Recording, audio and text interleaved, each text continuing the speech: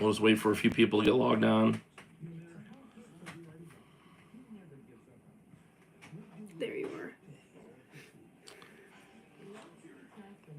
Share. My water's on the couch. Can you grab that for me? Let me share the post first, and then I will. Yes. Both rooms. Waiting for some people to log on. If you got questions tonight, pop them up there. I'll try to answer them in order as they show up.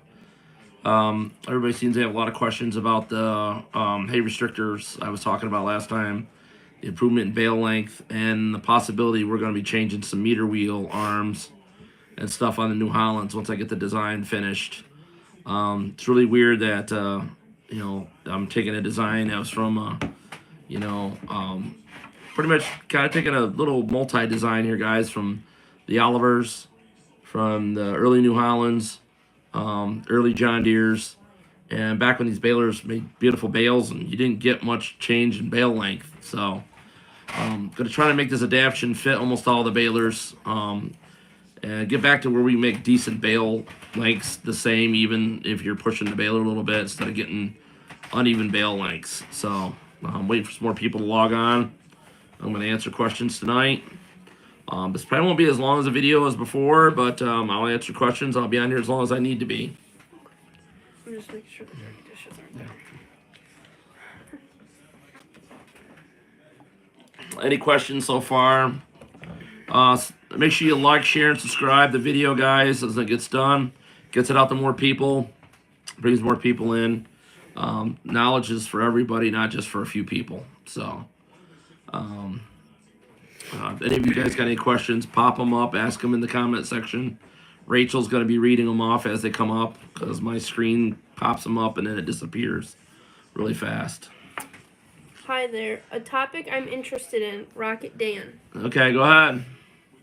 Oh, the hay restrictor plates. Yeah, you got to remember, guys, it's like the bale skis. The bale skis are just hay restrictors in a plastic form. They got the dimples in the side. Hay's made to go by it, but it can't spring back into the chamber. They're just plastic. We're the ones that, the ones I offer are metal. So, yeah, it just stops a lot of that spring back because every time the plunger pushes the hay in and the hay goes back, it rocks the meter wheel. And a lot of these newer meter wheels, John Deere including, in New Holland, is that it rocks. And those little teeth, they walk back and forth. And you'll get a bale that's 4 inches shorter than the one before because you ended the end of the windrow. And, a lot of people don't shut the PTO off, so that plunger constantly hitting that bale and that spring back action. So putting more restrictor plates in the chamber, it absorbs that energy. So once you push the hay in, there's no spring back coming into the chamber. Everybody thinks hay dogs will do that. Nah, really. They help a little bit, but you need that extra restriction on the side, and it looks like a cheese grater. It looks like so. Are they on the website yet? Yes, yes, they are. They are. I just don't have pictures assigned yet. If you guys call or text the phone number 607-846-5959, that's the RNS Ag Service phone number. Send a text message, say, hey, I want to order the restrictor plates. It doesn't matter. I use one basic style. You have to drill some holes to bolt them in. I haven't changed them any because they just work, I started putting them in a few of the older New Holland balers, even the 77, and I've noticed the bale length is really, really, really evened out. Like I'm only even if I push the baler really hard, I'll end up with a 3 or 4 inch difference on bale instead of where before you've seen it be almost 8 inches to a foot sometimes if you're pushing them hard. Dan says use with wedges or no? No wedges. Nope. The wedge is kind of a weird thing. We put a bunch of wedges in a New Holland 326, and we recorded it, and I will upload that video because it was done probably 8 years ago. We were getting a lot of spring back, and that has 6 hay dogs in it, that baler does. So that's a heavy-duty baler from New Holland, which would be comparable to a 565 today, but the hay was still springing back in the chamber, and we had 6 hay wedges, like right up close to the front, and they were not stopping that decompression of that hay chamber, especially when we were trying to make that nice 40, 50-pound bale. You could see the bale, and when we had a tape measure there, we were getting 3.5 inches of kickback after the plunger come back and the hay was respringing back. and it was rocking the meter wheel. So, yeah, the wedges, we didn't see any difference other than it seems to, like, if your feed forks aren't set right, more wedges on one side to the other seems to restrict the bale on that side, as far as going through the chamber, and allows more hay to, like, be worked over to that side. How many plates New Holland 315? I would probably start out with 4, 2 on a side. So remember, you start bolting these plates in behind the stationary knife, and he goes directly across to the other side. What I usually do, the easiest way to tell if you're doing it right, guys, run the plunger to the full extension, where it's all the way compressing, and start your restrictor plate a 1/2 inch from the end of the plunger stroke, like where you bolt it in towards the end. The other side, obviously, I would bolt them in right behind the stationary knife on the other side. Aaron. Howdy, Aaron. But yeah, the 326 was an eye-opener, guys. We thought maybe the hay wedges weren't right, and we put them in. We just didn't see it, and we did not do the hay restrictors on the 326. So I don't know if it would have cured it or not, but we've been doing it on the 273s, 68 hay liners. I bolted in 4 plates in there, and what a difference in the bale for the decompression. The bale length seems to even out a lot more. Thank you, Aaron. Which would be equivalent to buying a set of bale skis, guys, other than these are metal. They'll probably last a lot longer because they are hardened plate steel. And the nice thing about the hay restrictors, guys, is you'll wear those out versus putting the wear on your bale chamber. So it's actually a good thing because you'll probably wear the knobs off, which they do wear off after so many bales. But it's a minute expense if you can make that nice, crisp-looking square bale and get your bale length down for, like, if you're running a bale baron or an Arcusin or anything that, like a bale stacker wagon or accumulator that likes to have that consistent bale size. You're not restricted to the inline Massey balers or Heston, you want to call them. They're great baler guys, but up here in the Northeast, they plug way too easy. They're not fun to unplug. There's a reason why. I mean, you got C&H and you got John Deere, and like I said, there's still some companies still building side. Claw still builds side pole balers. There's a reason why it still works. When they plug up, you're maybe 5-10 minutes digging them out. You plug an inline up underneath, and I mean, I've got a hole saw and a drill I have to use to break open that clog on side there to get it out. And I'm not a big fan of the inlines because of that plugging factor. But the new Machino balers that came out, hearing a lot of good things about them, guy. They got a little bigger throat, that's a little wider. They've done a little more homework on it. It's a lot cheaper than the Massey. Got a few friends that are running them. Tend to be good balers so far. They're running a Rapsy knotter for the cheaper version, but if you guys go with the heavy-duty version, that is a Kloss knotter on the heavy-duty version of the Machino baler. Aaron said happy birthday to Paul. Thank you. And Rocket Dan asked for tips on adjusting plunger crank arm bearing rails. How much slop is okay? 0.030. What model baler are you dealing with, Rocket Dan? It's probably the 315 he's talking about up top. I'm assuming. Yeah, you wouldn't want a lot of play in a plunger if you can help it. Change your bearings out, do new rails and new bearings. Remember, guys, there's nothing particularly special about plunger rails. They are just grade steel. You can take the rail out, and have it made at a local machine shop. Some of the rails on the side on the 315 are those big, like, square channel pieces, and they're threaded. There's nothing special. It's just a piece of square channel. It's not hardened. And to get it re-drilled. But New Holland does offer some of that stuff. I can get some of that stuff aftermarket. But, guys, at the price of steel the way it is, you can go buy the steel and have them made yourself. Or with a little bit of time, you can copy it, make it yourself. Yeah, he said New Holland 315. Yeah, but the problem is your 315 an early serial number, later serial number? Because remember, New Holland played around with, on their 315s, there is a difference in spacing. So there's ones that the knotters put the strings farther on the edge of the bale, and there's ones that put the string farther on the inside of the bale. And it goes by serial number, or if you just measure the distance between the needles on the yoke, will tell me as well. All right, so Dan said early, but Andrew said hi all. Did Aaron buy the Oliver baler, or did BALERMAN beat him in the auction? No, BALERMAN did bid on it. Hey, I could use a new restrictor plate for an IH 440, the small one behind the stationary knife. Happy birthday, Paul. I haven't had any of the international ones made up again. They usually don't wear out, but they do rot out because people leave hay in the chamber. Um, if you send me the copy you got, because there's a couple different ones for the small one. When I make the restrictor plates, I do not make. I make just the side plate. I don't do the top and bottom like International did because they're a real pain in the butt to get in. So I eliminate the top pieces and I just make it so it slides in and bolts on the side. So if you want to send me your old one, it only take maybe a couple days to make you up a couple brand new ones, depending on how busy the shop is. That I take and have the restrictor plates made. So, is there any other questions? Yeah, Aaron. I wish I bought it. I forgot about it until it was too late. Aaron, I bet on it, buddy, but I didn't bet on it that much. I just put a soft bid on it if it's going to go cheap. I didn't really want to drive that far to get a baler, but also talking about the new job, guys, it's not what I thought it was. It's really hot in the building where I work, and I sweat profusely. but they also haven't shown you the maintenance room. Yeah, so and I was supposed to be hired as a mechanic, and I've been playing ink filler, so I helped put the labeling on the cans, the ink on the machine that puts the labeling on the cans. You came home colorful the other day. Yeah, I was covered in ink the other day. It wasn't fun, but probably be back to my baler repair work the way it's going, guys. Any more questions about the restrictor plates? Yeah, any more questions about the restrictor plates, guys? Aaron, I'm mainly taking the job for the health insurance, but if it doesn't work out, it doesn't work out. You know, you like to feel like you're being useful, but I'm more of a mechanic. Like I told the guy, I'm able to do bearings, gearboxes, shafts, stuff like that, and they got me filling ink and doing all kinds of other stuff that I'm just not familiar with.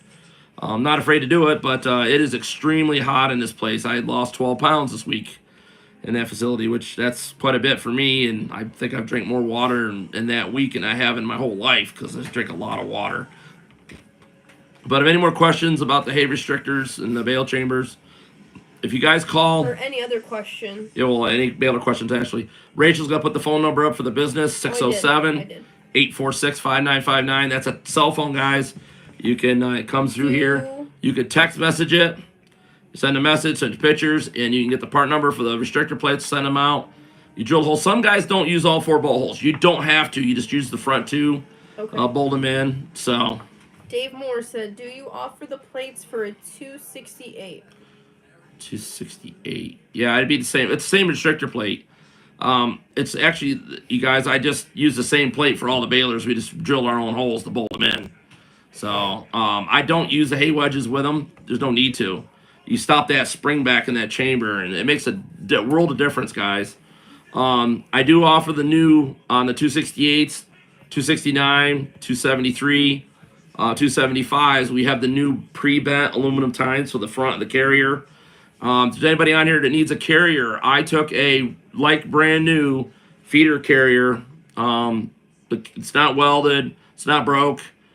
We scrapped the rest of the baler out, but the carrier itself, the feeder track carrier that holds the tines to feed the hay in, I've got a complete one if somebody needs one. It came out of a Super 269, but it'll fit the 268, 269, 273, and it'll fit the 275 as well. So the bearings all seem good on it. I mean, I can put new ones on it, but it's ready to be shipped anytime, guys. Anybody that needs wire knotter parts for New Holland stuff, I got those as well. We're still cleaning out the parts room. Still quite a few parts, guys. We're getting over the flu too. Yeah, we've had the flu for a couple of weeks, kind of slowed things down. So, if anybody else has got any other questions, pop them up. Rachel's reading them as you guys put them up. Appreciate everything. Make sure you like, share, and subscribe, guys. Gets more people in. Share the knowledge with a lot more people.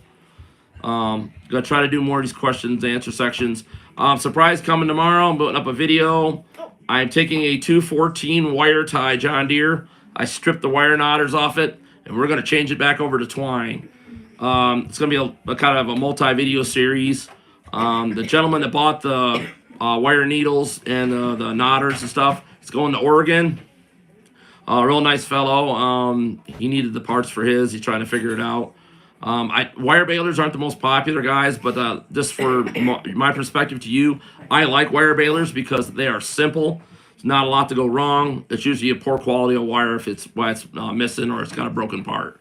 But the wire baler is very reliable. But just to prove a point that between John Deere, New Holland, and Oliver, the balers are stamped to take either one. So if you bought a twine baler, you can change it to wire. If you bought a wire baler, you can change it to twine.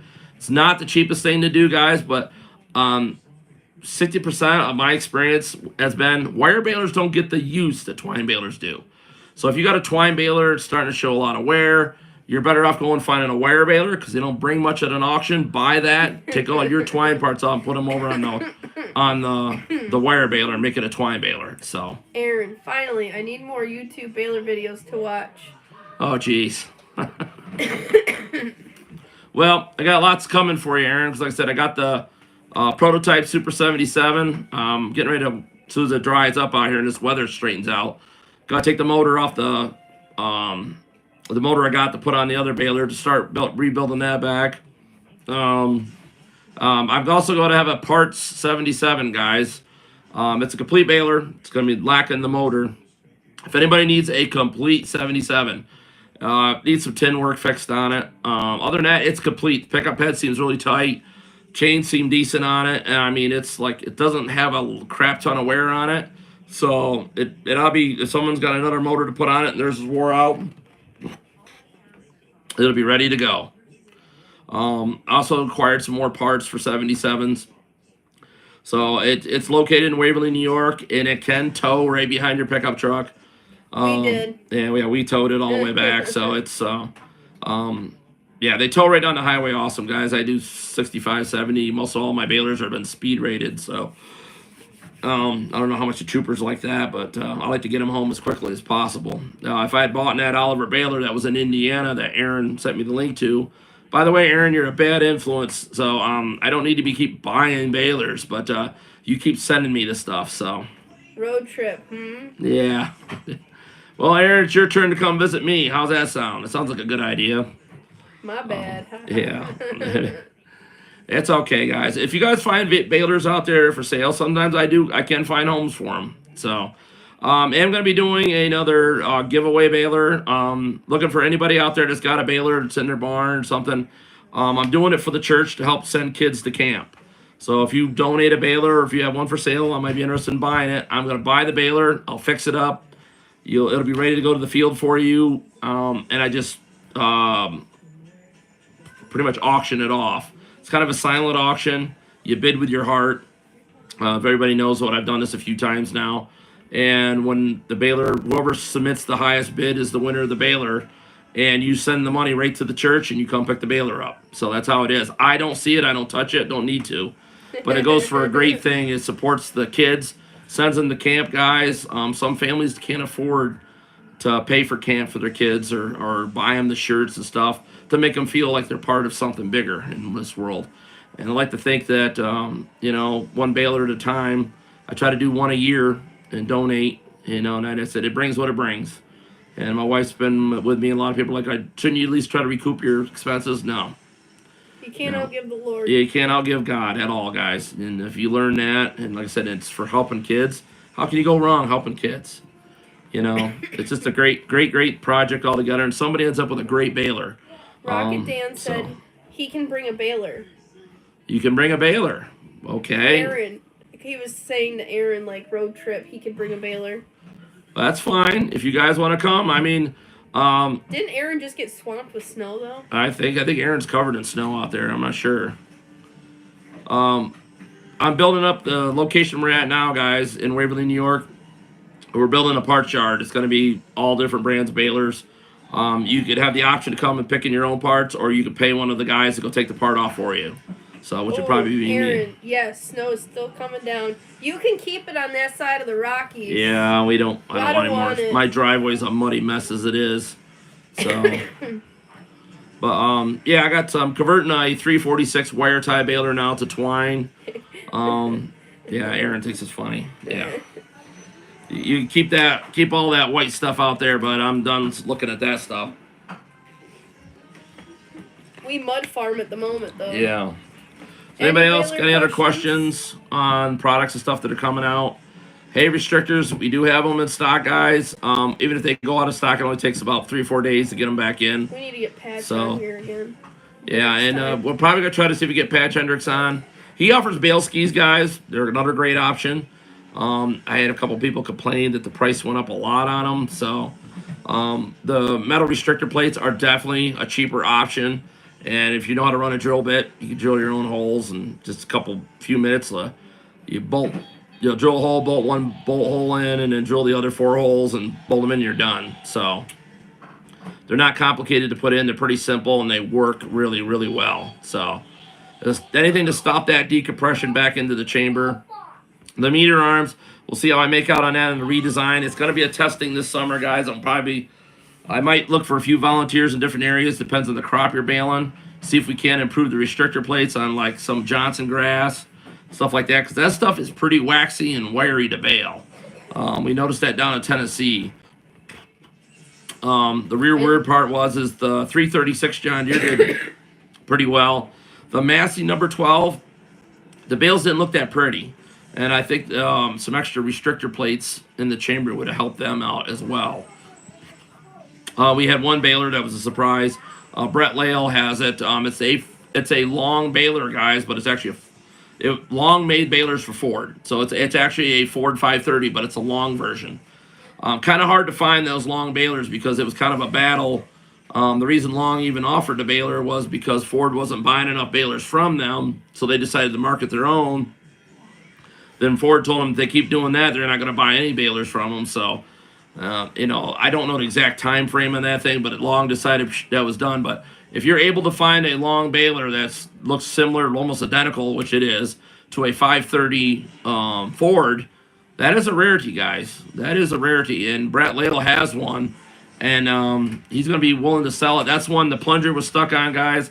We freed it up. We put a needle in it, got it going. It's baling again, so it actually baled pretty good. I was impressed with it, but it needs a full restoration. It really does, guys. It needs to go through and it's functionable, but it needs cosmetics. It needs cosmetics. It needs some sanding and some buffing out and repainting. I'm curious. Typically, how long do you bale after you cut in New York? We've done third or fourth cutting in December. Depends on the year. If you're having that and it depends Indian on if winter, we're in a drought or if we're raining. Yeah. The earliest I've seen people start baling hay, and that's if you got to have an applicator. Most definitely is the 1st of May. I know Lancaster County, they're doing baleage and stuff way in April. He's asking more of like how many days between cut and bale. Depends on weather. How much rain we get. If you're doing alfalfa, you're about every 30 days. If it's canary grass, pure Reed's canary, the new brand, the new variety, you're doing about every 28 days. So that stuff will turn into tree trunks in like a matter of a week. And people are starting to moisture test out here a lot more. Yeah. So it depends on what kind of thing they're running. Another thing is too, guys, get a lot of questions with people that have horses and stuff. Question of ash content. Yes, I do work with a bunch of people that we do hay in a day projects, and we test hay and stuff like that in different areas. And the cleanest hay you can get is running a sickle bar mower or a sickle bar hay vine with the guards lifted 3 to 4 inches off the ground, using roller bar rake adjusted correctly or a rotary rake adjusted correctly. Wheel rakes throw dirt into the hay. Disc spines, I don't care what it is, throws dirt into the hay. So if you want to keep ash content super low and you want to get the premium dollar for your hay, you got to go back. I hate to tell you this, go back to the sickle bar because I love a disc spine, but it doesn't matter if it's 3-point hitch with a flail, without a flail. It just seems all the disc mowers mix dirt, a light amount of dirt in with the hay as they're mowing the hay. So there's no way around it. Sickle bars, when we do the test, like the old New Holland Haybines, New International 990s, PT10 Hestons, all them, and they're adjusted at 3 to 4 inches high. It's like the ash content doesn't even exist, guys. And that's impressive. And then we found out with the rakes, the rotary rake, if adjusted right, worked well. Roller bar rakes work well as well. The bad part was the wheel rakes, they were awful. They added a lot of ash content because the tines go across the ground and they actually fix particles of dirt into the hay as you're baling. And I have a video I have to upload from 2018. We were baling 6 different rows in the field, and we mowed with different mowers.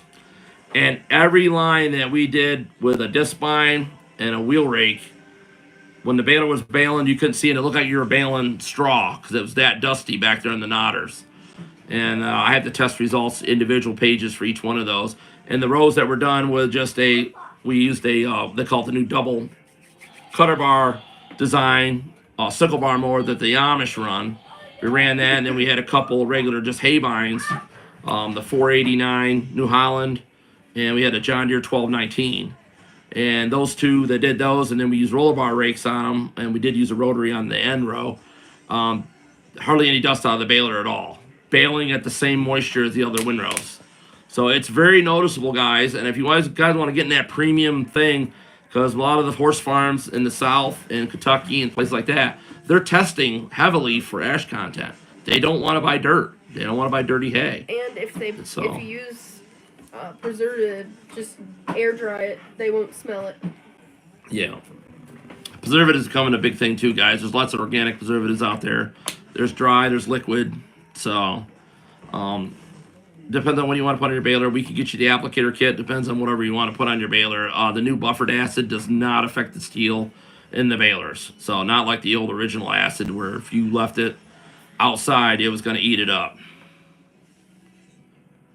Yes, they are, Aaron. But the thing is remember, that's your market.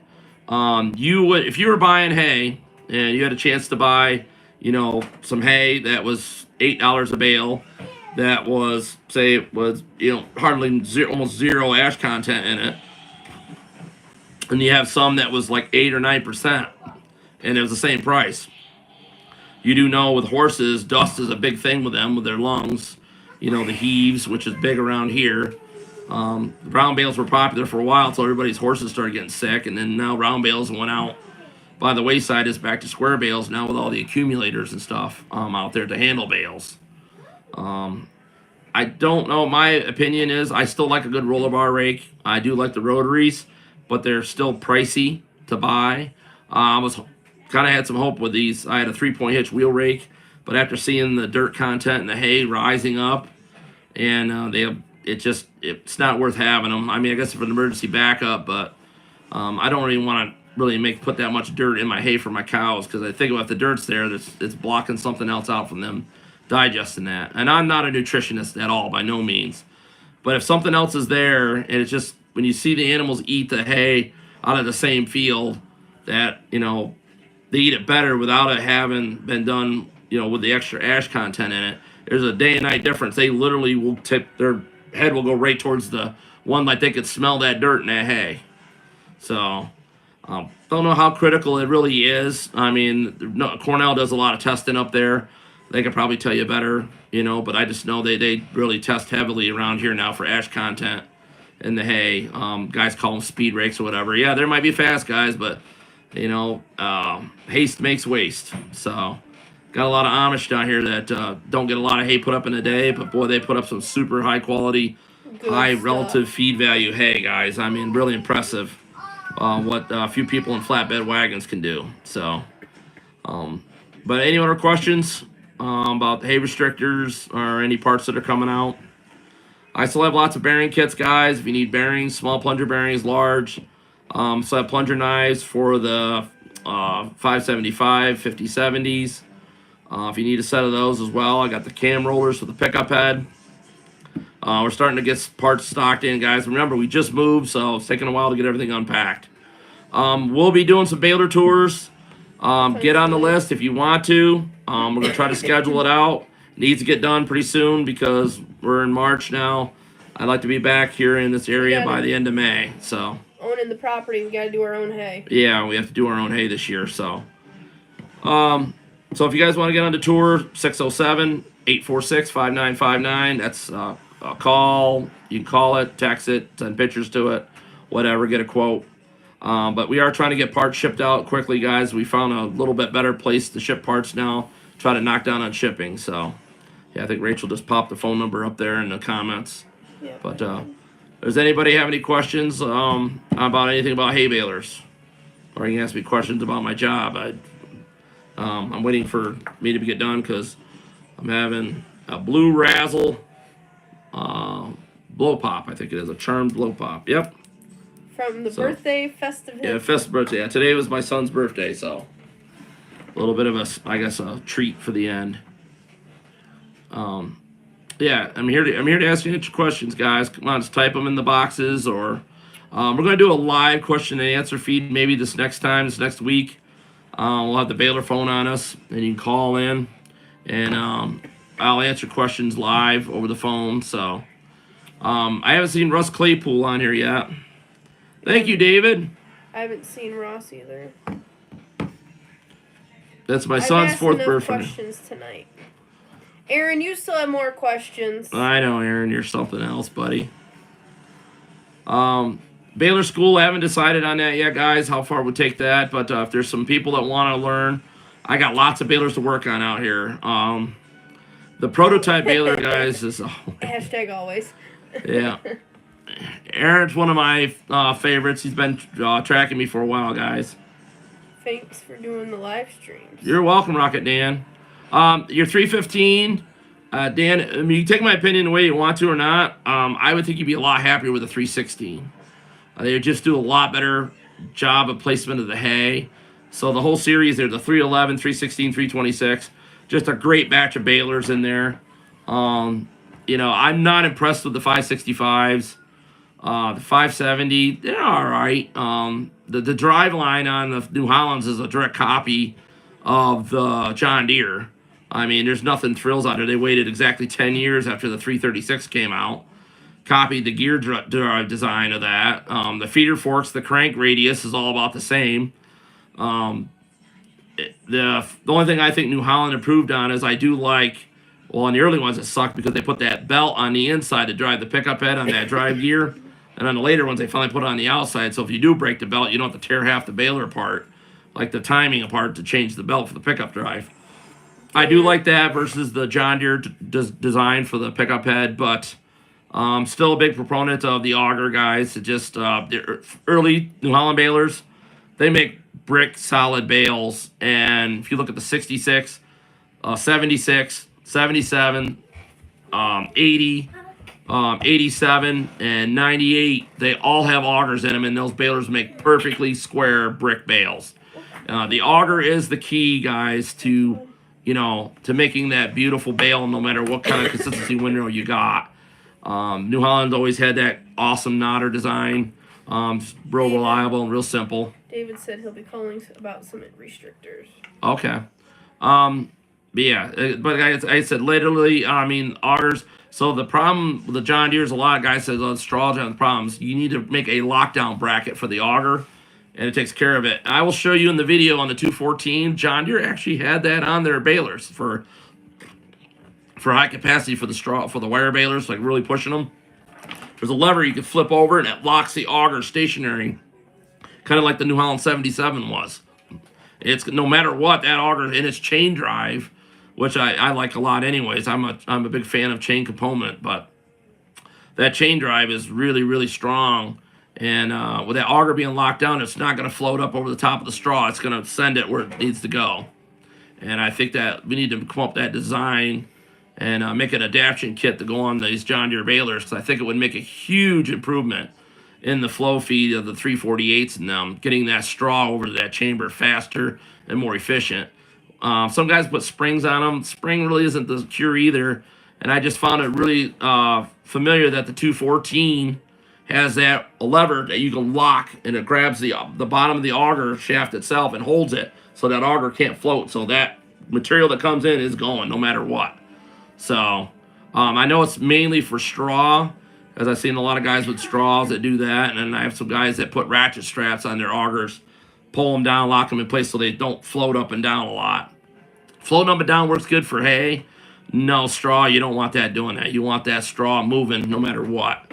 So if anybody's got any other questions, you can ask them now. If not, I'm going to cut this off tonight. I'm going to have a video possibly tomorrow on the 214 wire tie. We're switching to twine. I got to get a few things around so I can explain to you how I'm doing it, and got to finish tearing some more stuff off the baler. It also depends on the weather. Yeah, it depends on the weather, guys. They're still in pretty rainy, crappy weather here in New York. We're starting to flood again. So, anybody got any other questions? Put them up there in the comments. If not, God bless you all. Keep you all in my prayers. It's been a great birthday for my son, 4th birthday for him. And, yeah, I think that's about it. I don't see any questions. So, everybody have a great night, and I'll see you tomorrow.